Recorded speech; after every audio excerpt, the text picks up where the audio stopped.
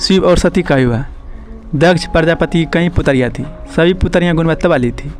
फिर भी दक्ष के मन में संतोष नहीं था। वे चाहते थे उनके घर एक ऐसी पुत्री का जन्म हो जो सर्वशक्ति संपन्न हो एवं सर्वविजयनी हो, जिसके कारण दक्ष एक ऐसी ही पुत्री के लिए तप करने लगा। तप करते करते अधिक दिन बीत गए तो भगवती आद्या ने प्रकट होकर कहा, मैं तुम्हारे तप से प्रसन्न हूँ, तुम किस कारणवश तप कर रहे हो। दक्ष ने तप करने का कारण बताया तो माँ बोली, मैं स्वयं पुत्री रूप में तुम्हारे यहाँ जन्म धारण करूँगी। मेरा नाम होगा सती। मैं सती के रूप में जन्म लेकर आपकी लीलाओं का विस्तार करूँगी। फलतः भगवती आद्या ने सती रूप में दक्ष के यहाँ जन्म लिया। सती दक्ष की सभी पुत्रियों में सबसे अलौकिक थी। सती ने बाल्यावस्था में ही ऐसे कई अलौकिक आश्चर्य चकित करने वाले कार्य कर दिखाया, जिन्हें देखकर स्वयं दक्ष को भी विस्मयता होती रहती। जब सती विवाह योग्य हो गई तो दक्ष को उनके लिए वर की चिंता होने लगी। उन्होंने ब्रह्मा जी से इस विषय में परामर्श किया। ब्रह्मा जी ने कहा, सती आद्या का अवतार है। आद्या आदि शक्ति और शिव आदि पुरुष है। अतः सती के विवाह के लिए शिव ही योग्य है और उचित वर है। दक्ष ने ब्रह्मा जी की बात मानकर सती का विवाह भगवान शिव के साथ कर दिया। सती कैलाश में जाकर भगवान शिव के साथ रहने लगी। भगवान शिव के दक्ष के दामाद थे, किंतु एक ऐसी घटना घटी जिसके कारण दक्ष के हृदय में भगवान शिव के प्रति बैर और विरोध भाव उत्पन्न हो गया। एक बार देवलोक में ब्रह्मा ने धर्म के निरूपण के लिए एक सभा का आयोजन किया। सभी बड़े बड़े देवताओं सभा में एकत्र हुए। भगवान शिव भी इस सभा में बैठे थे। सभा मंडल में दक्ष का आगमन हुआ। दक्ष के आगमन पर सभी देवता खड़ा हो गए, पर भगवान शिव खड़े नहीं हुए। उन्होंने दक्ष को प्रणाम भी नहीं किया। फलतः दक्ष ने अपमान का अनुभव किया। केवल यही नहीं, उनके हृदय में भगवान शिव के प्रति ईर्ष्या की आग जल उठी। वे उनसे बदला लेने के लिए समय और अवसर की प्रतीक्षा करने लगे।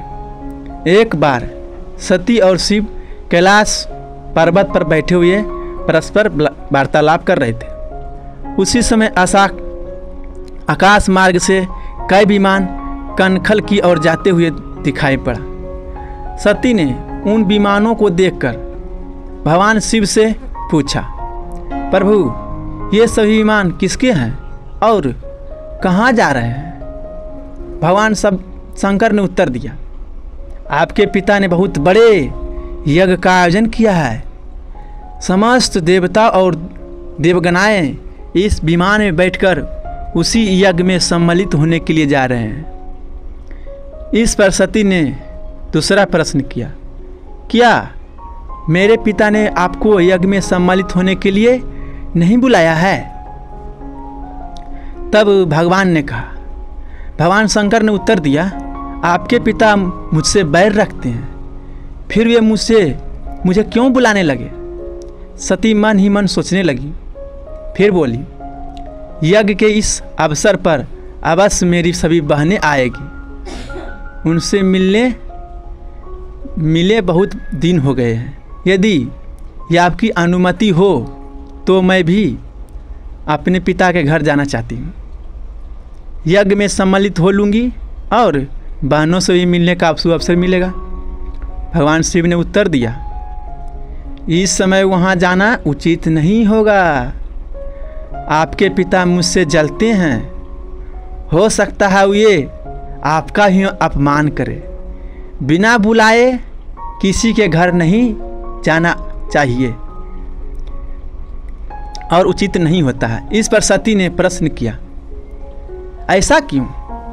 भगवान शिव ने उत्तर दिया, विवाहिता लड़की को बिना बुलाए पिता के घर नहीं जाना चाहिए, क्योंकि विवाह हो जाने पर लड़की अपने पति की हो जाती है। पिता के घर से उनका संबंध टूट जाता है, लेकिन सती पीहर जाने के लिए हट करती रही, अपनी बात बार बार दोहराती रही। उनकी इच्छा देखकर भगवान शिव ने पीहर जाने की अनुमति दे दी। उनके साथ अपना एक गण भी साथ में भेज दिया। उस गण का नाम वीरभद्र था। सती वीरभद्र के साथ अपने पिता के घर गई। घर में सती से किसी ने भी प्रेम पूर्वक वार्तालाप नहीं किया। दक्ष ने उन्हें देखकर कहा, तुम क्या यहाँ मेरा अपमान करने आई हो? अपनी बहनों के तो देखो, वो किस प्रकार भली भराती के अलंकारों और सुंदर वस्त्रों से सुसज्जित है।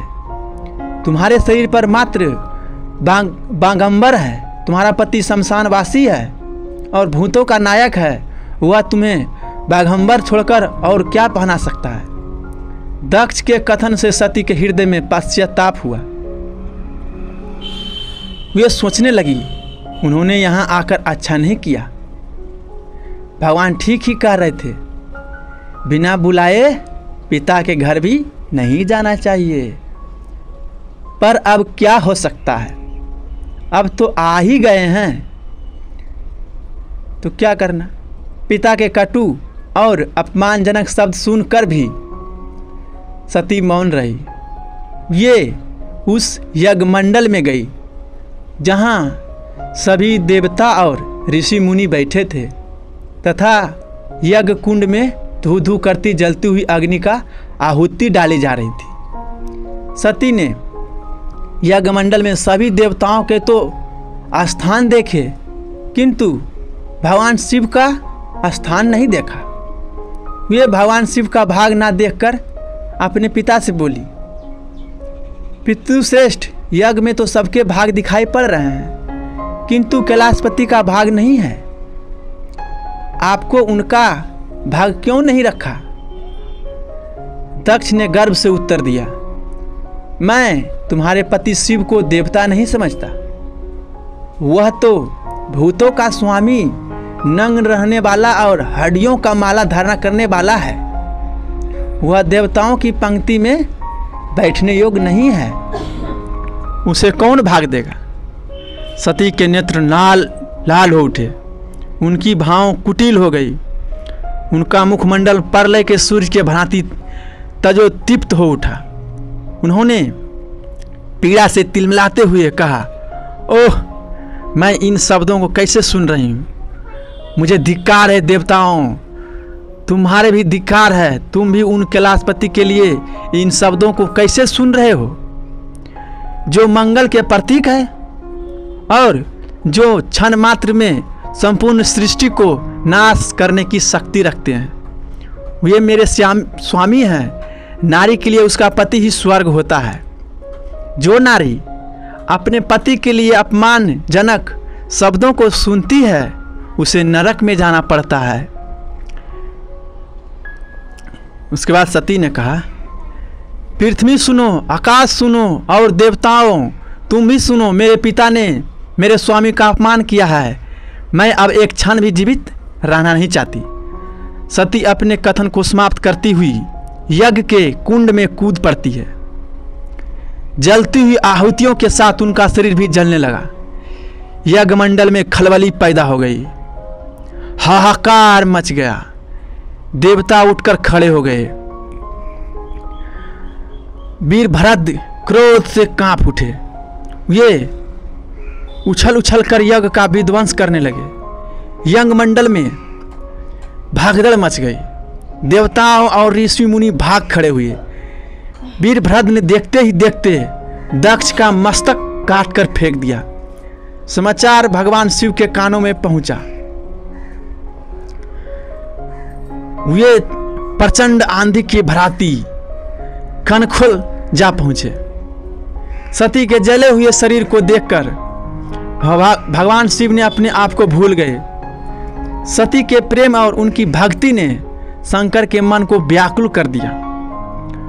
उन शंकर के मन को व्याकुल कर दिया जिन्होंने काम पर भी विजय प्राप्त की हो और जो सारी सृष्टि को नष्ट करने की क्षमता रखते हैं। वे सती के प्रेम में खो गए, बेसुध हो गए। भगवान शिव ने उन्मत्त की भांति सती के जले हुए शरीर को कंधे पर रख लिया। वे सभी दिशाओं में भ्रमण करने लगे।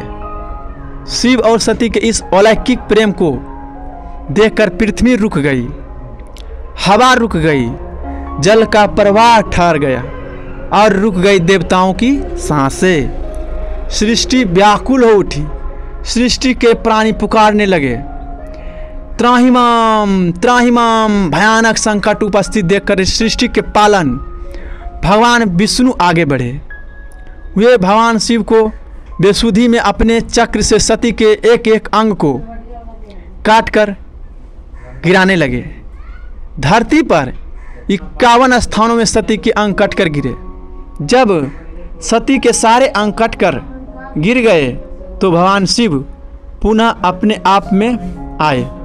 जब ये अपने आप में आए तो पुनः सृष्टि के सारे कार्य चलने लगे। धरती पर जिन 51 स्थानों में सती के अंग कटकर गिरे थे, वे ही स्थान आज शक्ति के पीठ स्थान माने जाते हैं। आज भी उन स्थानों में सती का पूजा होता है, उपासना होती है। यदि यह चैनल अच्छा लगे तो सब्सक्राइब कीजिए और ऐसे ही कहानी सुनने के लिए हमें फॉलो कीजिए। धन्यवाद।